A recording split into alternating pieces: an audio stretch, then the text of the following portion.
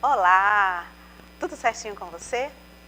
Eu sou Tânia Maria, professora de Ciências, e hoje a gente vai dar continuidade aos nossos estudos sobre conhecimentos gerais, trazendo como tema o uso racional dos recursos hídricos e da crise hídrica que a gente vivencia nesse momento na humanidade. Então, vamos nessa onda?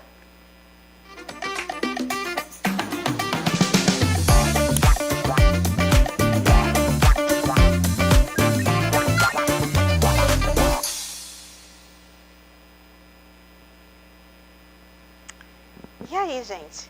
Todo mundo disposto aí para entender um pouco mais sobre o uso racional da água e crise hídrica? A onda é identificar os principais usos da água na atividade cotidiana, discutir e propor formas sustentáveis de utilizar esse recurso que nos é tão caro na nossa vida, não é isso? Afinal, todos nós temos água no nosso organismo e precisamos dela para viver. Para dar continuidade, eu pergunto a vocês, e aí, o que é crise hídrica? Você já ouviu falar nisso? Gente, ocorre crise hídrica quando a gente precisa de água e ela começa a faltar, ou seja, a demanda excede a disponibilidade existente. E como tem causas e consequências nessas questões, a gente precisa se perguntar, por que existe crise hídrica? Quais são as razões para que ocorra essa situação na nossa atualidade?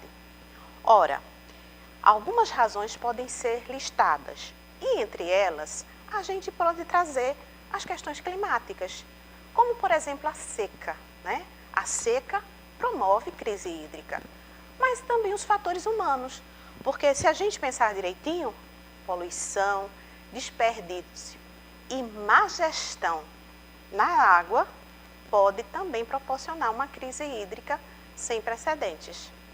Nessa discussão também, a gente pode falar sobre impactos. Afinal de contas, a água pode impactar diversas áreas, principalmente quando ela falta. Você já pensou? Você está na sua casa, abre a torneira, não tem água. Não tem água para você tomar banho, não tem água para você cozinhar.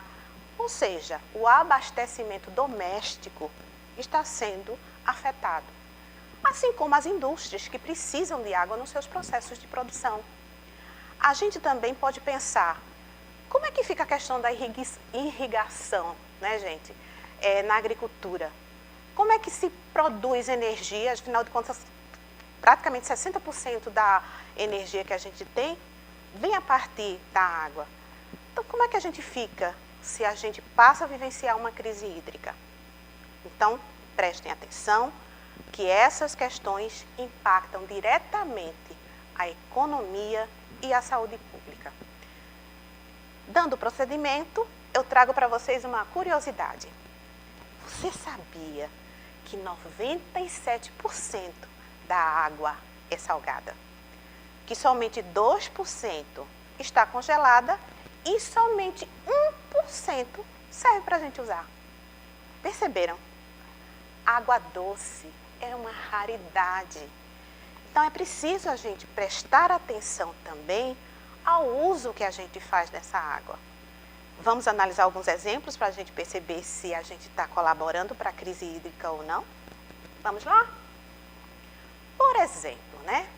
Quem aí gosta de escovar os dentes com a torneira aberta? Ora, gente, escovar os dentes com a torneira aberta são, em média, 12 litros de água que vão embora. E quem gosta de demorar no banho? 30 minutos são mais de 100 litros de água que a gente desperdiça. Quem é que tem em casa uma torneira pingando? Faça as contas aí. Cerca de 46 litros de água durante um dia vão embora, somente com uma torneirinha pingando lá. Agora, gente, pelo amor de Deus, ninguém me venha lavar calçada com mangueira, porque o impacto é muito grande. Por volta de 280 litros de água, gente. uma pessoa gasta lavando uma calçada. Isso não é uma coisa correta, isso não é sustentável, isso não é uma coisa boa para a humanidade, para a gente e colabora com a crise hídrica. Quais são as principais causas da crise hídrica? Quem sabe me dizer, quem lembra? A gente começa com mudanças climáticas. Temos também a questão importante que é a poluição das águas. Assim como o desmatamento, o mau gerenciamento da água, além do aumento da demanda, né? Porque cada dia os processos vão precisar de mais água. E de onde é que vem? Se a gente tem tão pouca água disponível para a gente utilizar no nosso cotidiano, não é?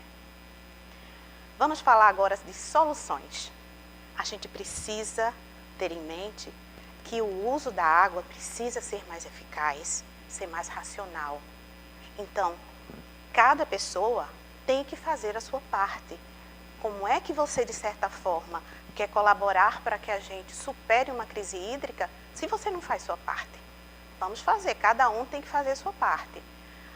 E cada um fazendo a sua parte, a gente também leva para a questão da gestão da água, que precisa ser saneada, né? Uma gestão eficiente, uma gestão eficaz para evitar desperdício, para que a gente tenha o abastecimento da água, que a gente tenha a questão sanitária trazida de uma forma sustentável, que leve em consideração a escassez hídrica.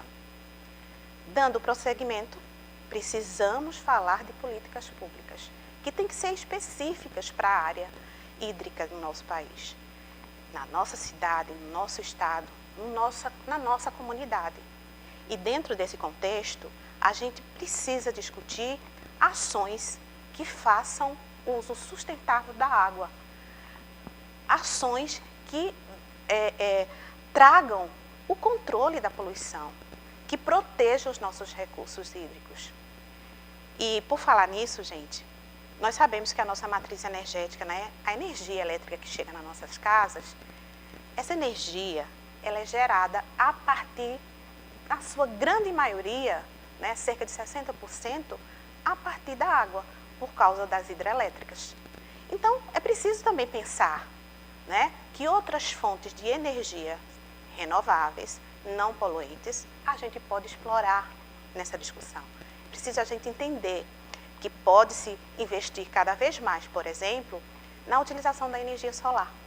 Quem não gostaria de ter, né, essa possibilidade de gerar a sua energia, a energia que precisa no seu dia a dia, para ter acesso às coisas do seu cotidiano sem trazer questões problemáticas para o meio ambiente, né? Então, a energia solar é uma alternativa que precisa cada vez mais de investimento e a gente acreditar que é possível gerar energia sem poluição, sem ter tantos resíduos gerados, tá certo? E uma fonte também interessante é a energia eólica. A energia eólica também traz essa possibilidade de geração de energia com pouco impacto ambiental. E a gente precisa cada dia mais falar sobre questões ambientais, né? Na escola, em casa, com as pessoas, na nossa comunidade. Questões ambientais são primordiais para a gente continuar existindo como espécie, como pessoas que estão preocupadas com o amanhã, com o bem-estar das futuras gerações, que têm direito ao planeta tanto quanto nós, né? E aí, o que é que cada um pode fazer do seu cantinho, na sua casa, na sua escola, no seu trabalho, na sua vida, para colaborar? O que é que você tem feito? Você faz alguma coisa? Você se preocupa com essa questão? Algumas ações são bem simples e a gente consegue fazer de uma maneira quase automática, sem nem pensar tanto sobre isso, tá certo? Por exemplo, fechar bem as torneiras, tomar banhos mais curtos, né? Pessoal que passa horas e horas, vamos diminuir isso. Reaproveitar a água, gente. Usar balde. Utilize mangueira o mínimo possível, ou então não utilize mangueira. E se for possível, plante árvores. Você vai estar colaborando para a gente superar a crise hídrica atual, tá? Dando continuidade, eu quero agora ver quem aí consegue responder essa questãozinha que a gente vai analisar agora, né, de pronto. Vamos lá? Vamos fazer a leitura em conjunto e ver aí quem vai acertar. Enquanto no Brasil o consumo médio de água é de cerca de 150 litros por pessoa, em uma comunidade rural do semiárido, as famílias sobrevivem com 20 litros de água por dia. E isso é menos que o mínimo recomendado pela ONU, que são 50 litros. Nesse contexto, qual proposta a seguir seria mais eficaz para garantir água potável em uma comunidade que passa por uma crise hídrica? Vamos ver quem é que acerta? Prestem atenção para não errar, tá certo? Vamos lá. Letra A. Furar poços artesianos profundos sem realizar estudos geológicos prévios. Distribuir caminhões-pipa apenas em períodos de seca extrema. Implantar cisternas de captação de água da chuva e sistemas para o reuso da água. Incentivar a migração em massa, né, das populações atingidas para as grandes cidades. E aí, analisando essas questões, qual vocês marcariam como sendo a correta? Vamos lá? Acertou quem marcou a letra? C. Isso mesmo. Gente, uma das saídas mais importantes para a gente que vive no semiárido é a implantação de cisternas para captação de água, tá certo? E fazer o reuso de uma maneira inteligente. Então, essa é uma das questões que mais estão em voga ultimamente para a gente discutir como lidar com a questão hídrica no semiárido, tá? E aí, todo mundo está animado para discutir essa questão? Fale com os seus familiares, fale com seus amigos, crie campanhas, compartilhe ideias, ensine outras pessoas sobre essas questões. Essas questões precisam fazer parte das nossas conversas cotidianas. Faça a sua parte em casa, na escola ou por onde você passar. Seja você também um agente de mudanças. Compartilhe conhecimento, inspire a sua turma. Cada ação é importante, pessoal. Afinal, água é um bem de todos, é coletivo, tá certo? E aí, calcule a sua própria pegada hídrica e, para isso, use dados do seu cotidiano. Afinal de contas, quantos litros de água são gastos com um banho no seu dia a dia? Quantos litros de água são gastos para preparar a alimentação? E a partir desses dados, reveja, repense, economize. Crise hídrica se vence com atitude. E vamos para as hashtags, né? Água é vida. E eu tenho certeza que o 9º ano é 9º ano consciente. Tudo de bom, viu, gente? Pega o nosso QR Code e dá uma olhadinha na atividade que tem lá para vocês realizarem. Tudo de bom para vocês aí. E vamos nessa onda. A onda é cuidar dos nossos recursos hídricos.